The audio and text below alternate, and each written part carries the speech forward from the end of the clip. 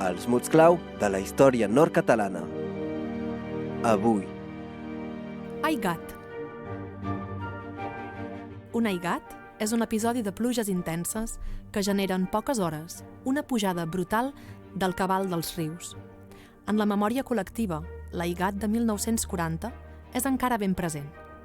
Aquell 17 d'octubre van ploure 840 mil·límetres en 24 hores. És el rècord oficial de precipitació mai enregistrat arreu d'Europa. Per bé que sigui excepcional, cal entendre, però, que es tracta d'un fenomen cíclic. El país català va patir aigats el 1679, el 1687, el 1714, el 1716, el 1726, amb conseqüències sovint desastroses. Diu el proverbi que quan arriba l'aigat hi ha pas res de salvat. Al llarg de la nostra història, aquestes inundacions van marcar el paisatge natural.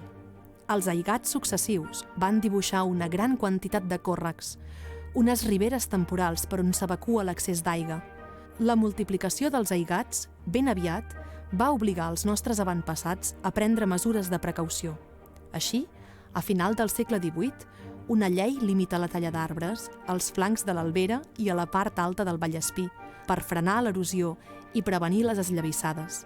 Avui, encara, l'aigat és una preocupació major en el Pla de Previsió de Riscos Naturals.